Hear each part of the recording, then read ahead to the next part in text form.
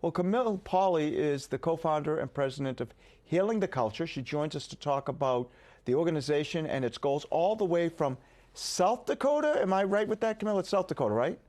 That's right, South Dakota, Rapid City, South Dakota. That is awesome. I love that part of the country, by the way, because I'm a hiker. I'm getting used to it. We're hardy people out here in South Dakota. Well, thanks for being with us once again. For people who aren't familiar with the organization, can you share the mission of Healing the Culture, which began in 2003? That's right. Father Robert Spitzer and I started Healing the Culture because he really saw that you can't change people on abortion and euthanasia. You can't convert them if they're fundamentally living for the wrong things. If you're living beneath yourself, if you're thinking that happiness is material pleasure and ego gratification, then you're not going to think that abortion is a bad thing. You're going to see it more as a sacrament. And so in order to change people's minds and hearts, you have to start with a philosophical approach. And that's what we do at Healing the Culture. We work on changing people's hearts and minds on what happiness is, success, quality of life, love, what the word freedom means, so that you elevate the dialogue, and then you can bring in the pro-life position on these things with people coming at it from a very different perspective than they normally would.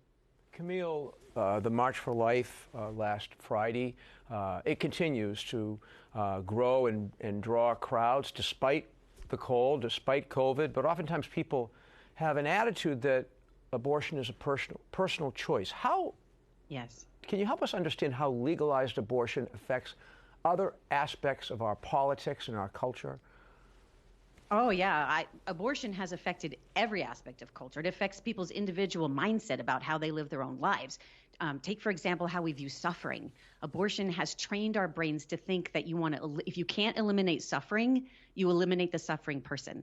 And so look at euthanasia and physician-assisted suicide, which teaches us it's a lot easier just to kill the patient than to do the hard work of mitigating their pain, of working through their psychological burdens.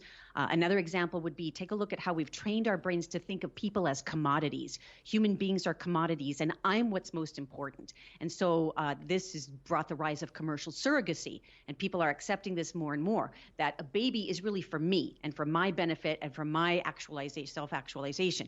And so therefore, I've got to make you in my own image instead of in God's image. If you don't have the right eye color, if you're not predicted to have the right, brain IQ, if you're just not the right sex, or whatever, I can dispose of you because it's not working out for me. It's caused us to think of disabled people. Right? You shouldn't have been born. If you're disabled, you don't have a right to even be here in the first place because you're a burden on me. So abortion has affected us culturally, and of course this plays into our politics. You now have legalization of things like commercial surrogacy, cloning, destructive stem cell research, and it just goes on and on. Well, it seems, you mentioned it's more than just abortion too. It seems that life is under attack at every age, ability, and situation. What are the universal human rights principles taught by Healing the Culture? Yeah, we actually have what we call 10 universal principles of civilization, and they're critical not just for the pro-life movement, they're critical for civilization itself. If a culture does not uphold these principles, your civilization will collapse. And you see that happening in America today because we've lost all 10 of these principles. One of the most crucial ones is what we call the principle of full human potential.